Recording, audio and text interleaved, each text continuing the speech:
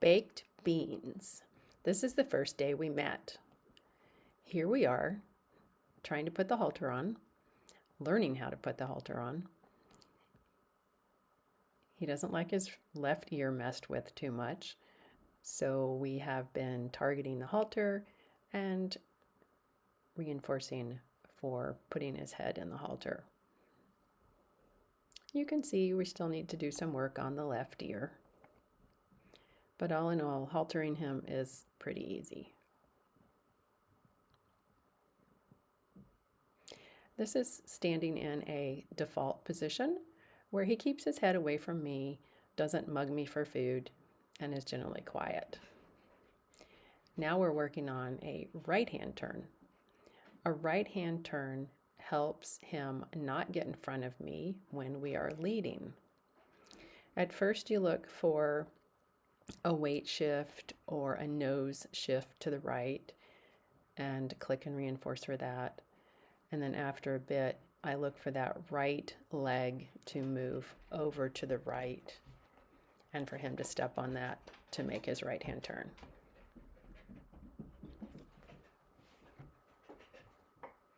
He's actually pretty good at leading at liberty and doing right hand turns.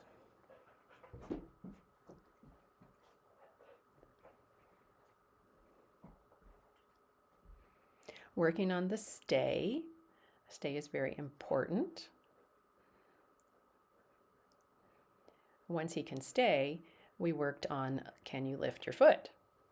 He's very good at lifting his front feet, not so much the back ones yet. We get a lot of just general body movement asking for the back feet. I think it's a little bit of a competence issue.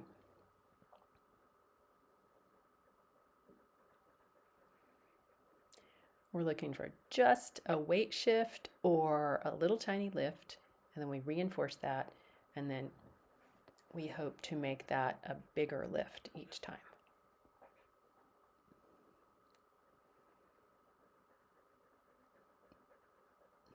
Again, the front foot's pretty good.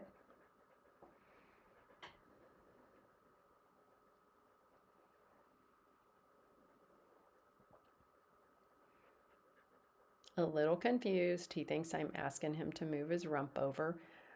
So I just go back to something he can do. I do not reinforce for that. I go back to can you stay? And reinforce for the stay.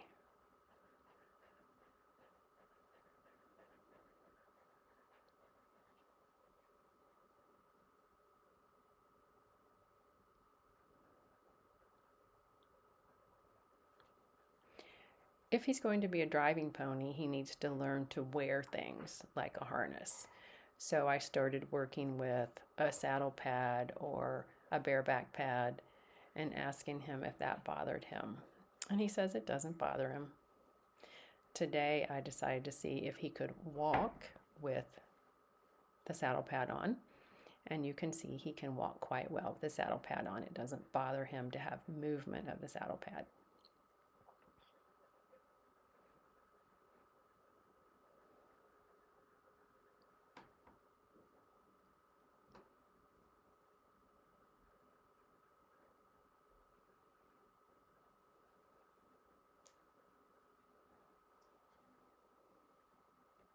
When I took the saddle pad off, I took it over his head a little bit just to make sure that didn't bother him.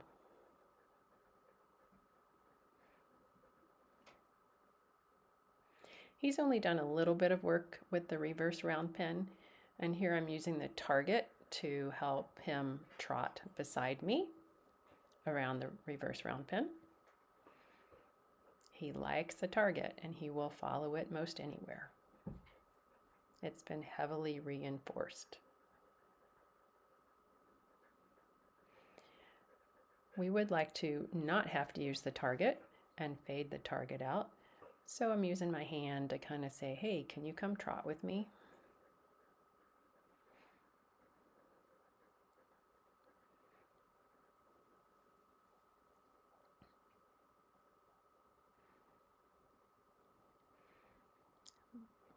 There he goes.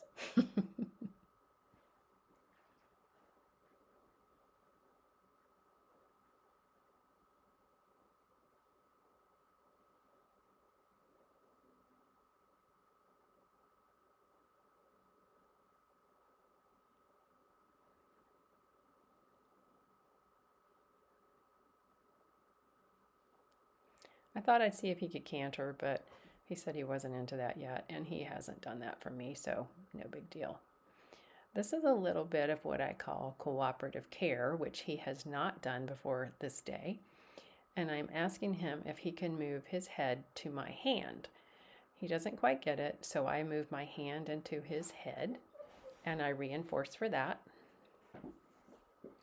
But the idea is if he needs his ears cleaned, if he needs his eyes medicated, anything about his head, that he won't mind having it touched or pushed on, especially that ear.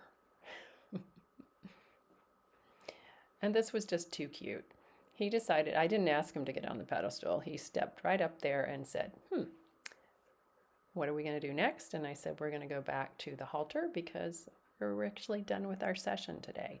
Our sessions usually last about 10 or 12 minutes. That's about all the focus that he has. And that seems to be a nice length. And you can see he puts his nose right into that halter. Still doesn't like it going over his left ear, but we're working on that. I do not reinforce the pawing. I'm trying to get that to go away. He just gets a little frustrated sometimes and doesn't know what to do with his energy. So we just don't focus on that.